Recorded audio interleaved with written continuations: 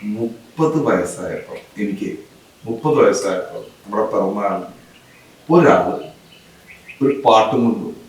ബർത്ത്ഡേക്ക് കൊണ്ടുവരുന്നതാണ് പാട്ടെന്ന് പറഞ്ഞു കഴിഞ്ഞാൽ വെറും പാട്ടല്ല, കർത്താവിഗ്രഹം. അതാണ് ഈ പാട്ടിന്റെ കഥ.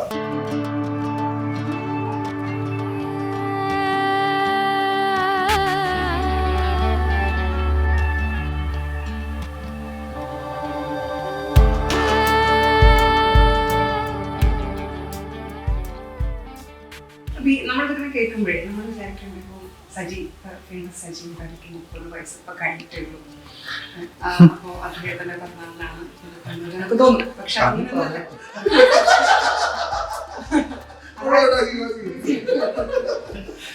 സത്യം പറഞ്ഞാൽ 30 വയസ്സ് കുറെ വർഷങ്ങൾക്ക് മുമ്പ് കഴിഞ്ഞു പോയ സംഭവിച്ചു പോയ ഒരു കാര്യം.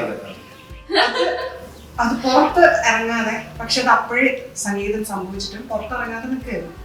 പക്ഷെ അത് എന്തുകൊണ്ട് ഇപ്പോ ദ്രാവിഡ എന്റർടൈൻമെന്റ്സ് അത് ചെയ്യുന്നു എന്നുള്ളത് അത് ചെയ്തേ പറ്റൂ. ഇനി അത് അകത്ത് അവർക്ക് ആദ്യം നിങ്ങൾ മീറ്റിംഗ് സജി പറഞ്ഞൊരു കാര്യം, ഇനി അത് കൊണ്ടു നടത്താൻ പറ്റില്ല. അത് നല്ലൊരു ബാധ്യതയാണ്. പുറത്ത് വന്നേ പറ്റും. ഇത് ക്രിയേറ്ററിന്റെ അതൊരു അവകാശമാണ്. അത് ഭയങ്കര മനോഹരമായ പെയിനാണ്. പക്ഷെ അത് പെയിനാണ്. അതിന് ആളുകൾ അറിയട്ടെ, അതെനിക്ക് ചെയ്തേ പറ്റൂ എന്നുള്ളതാണ്. അങ്ങനെയാണ് ശരിക്കും ദ്രാവിഡ എന്റർടൈൻമെന്റ്സ് ഇത് ഏറ്റെടുക്കുന്നത്. ഉടനെ തന്നെ അതിനുശേഷമാണ് മേനെ വിളിക്കുന്നത്. ഇങ്ങനൊരു സോങ് ചെയ്തേ പറ്റുമെന്ന് ഞങ്ങളൊക്കെ കേൾക്കുന്ന ഓരോരുത്തരും വിചാരിച്ചത് ഇത് ചെയ്തേ പറ്റും, ഇത് ചെയ്യണം, ഇത് പുറത്ത് വരണമെന്ന് തീരുമാനിക്കുന്നു. ഇങ്ങനൊരു സോങ് ആയിട്ട് ഇപ്പൊ നിങ്ങൾ മുമ്പിലേക്ക് ഇത് ഇത്രയൊക്കെ എത്തി വരുന്നത്.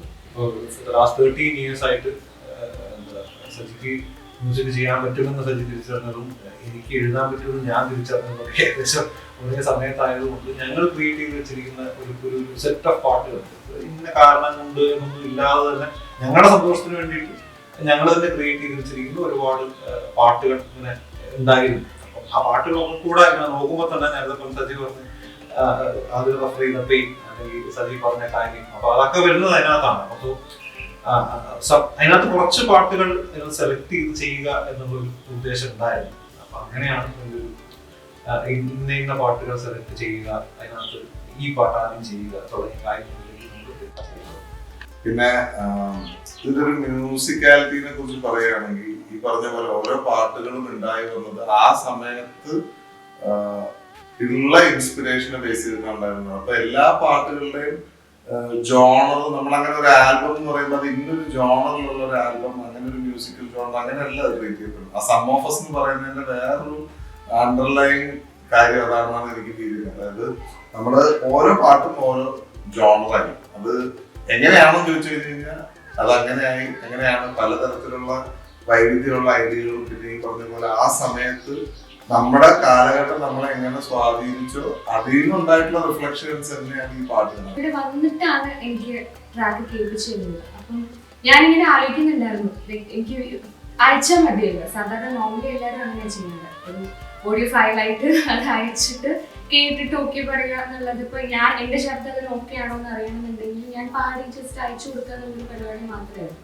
പക്ഷെ ആദ്യ ചേച്ചിയൊക്കെ വിളിച്ചിട്ട് വരുന്നില്ല, ഇങ്ങനെ വരുമെന്ന് പറഞ്ഞിട്ട് ട്രെയിനിൽ ഇവിടെ എത്തി. എനിക്ക് സജഷൻ പാടി തന്ന മൊമെന്റിലാണ് എനിക്ക് മനസ്സിലായത് എന്തിനാണ് എന്നോട് ഇവിടെ വരെ വരാൻ പറഞ്ഞത് എന്നുള്ളത്. കാരണം അതൊരിക്കലും ഫോണിൽ എനിക്ക് കേട്ട് കഴിഞ്ഞിട്ടുണ്ടെങ്കിൽ ലിറിസിസ്റ്റ് ആയാലും സംഗീത സംവിധായകനായാലും എന്താ വിചാരിച്ചിട്ടുള്ളത് എന്നുള്ളത് എനിക്ക് ഒരിക്കലും മനസ്സിലാവാറില്ല. കാരണം അതിന്റെ നോർമലി ഈ പറയുന്ന പോലെ ലിറിക്സും പാട്ടും തമ്മിൽ ഒരു ബ്ലെൻഡ് ഉണ്ടാവണം എന്നുള്ളതാണ്. അത് ഭയങ്കര റെയറായിട്ട് സംഭവിക്കുന്ന കാര്യമാണ് എനിക്ക് ഇപ്പോഴത്തെ ഒരു ഇതിനകത്ത് തോന്നാറുണ്ട്. പക്ഷെ ഇതിലെന്ന് വെച്ചിട്ടുണ്ടെങ്കിൽ ഓരോ വരിയും നമുക്ക് അനുസരിച്ച് ട്രീറ്റ് ചെയ്തിട്ടുള്ളത് ശരിക്കും നമുക്കൊരു കടൽ ഫീൽ ചെയ്യും. തിരയാവട്ടെ, കടലാവട്ടെ. അതുപോലെ ഭയങ്കര ഇൻട്രസ്റ്റിംഗ് ആയിട്ടുള്ള ഒരു കാര്യം എന്ന് വെച്ചിട്ടുണ്ടെങ്കിൽ ഞമ്മളിന്റെ ലിറിക്സ് അത് ഞാൻ എന്റെ നാട് റിലേഷനാണ്. അപ്പം അതുപോലെയുള്ള സ്ഥലത്തൊക്കെ ഞാൻ അങ്ങനെ കേട്ടിട്ടുള്ളൂ. പക്ഷെ ഇതുപോലെ ഇത്ര ഭംഗിയുള്ള പാട്ടുകളില് അതുപോലെയുള്ള വാക്കുകളൊക്കെ പ്ലേസ് ചെയ്യുന്നത് ഞാൻ ആദ്യമായിട്ട് കേൾക്കുകയാണ്. അപ്പൊ എനിക്ക് ഈശ്വരൻ എന്തെങ്കിലും പാടും ഒരിതുണ്ടായിരുന്നു. പക്ഷെ പാടി വരുന്ന സമയത്താണ് ആ ഒരു സെഷൻ ചെയ്തിട്ടുള്ള ആ ഒരു പേസിൽ അത് പാടി വരുമ്പോൾ ഭയങ്കര ഭംഗിയായിട്ട് അതിനെ ഉൾക്കൊള്ളാൻ പറ്റുന്നുണ്ടായിരുന്നു. ആസ് എ സിംഗർ എനിക്ക് ഭയങ്കരമായിട്ട് അതിനകത്ത് ഇൻവോൾവ് ചെയ്യാൻ പറ്റുന്നുണ്ടായതിന്റെ മെയിൻ റീസൺ അതിന്റെ ട്യൂണിങ്ങും അതിന്റെ ലിറിക്സും തന്നെയാണ്. അപ്പോൾ എനിക്ക് പേഴ്സണലി ഭയങ്കര സന്തോഷമുള്ള ഒരു പ്രൊജക്റ്റാണ്. കാരണം ഞാൻ ആസ് എ സിംഗർ എന്താ പറയുക കൂടുതലും ചെയ്തിട്ടുള്ളത് മെലഡി ആണെങ്കിലും ഇതിനകത്ത് എനിക്ക് കുറച്ച് എന്തൊക്കെയോ ഡിഫറെൻ്റ് ആയിട്ട് ചെയ്യാൻ പറ്റിയിട്ടുണ്ട്. ഒരു സിംഗിങ് സ്റ്റൈലാണെങ്കിലും അപ്രോച്ചിങ് ആണെങ്കിലും അങ്ങനെ ഒരുപാട് കാര്യങ്ങൾ എനിക്ക് തോന്നുന്നു കുറച്ചും കൂടി ഈസി ആയിട്ട് എനിക്ക് ചെയ്യാൻ പറ്റിയിട്ടുണ്ട്.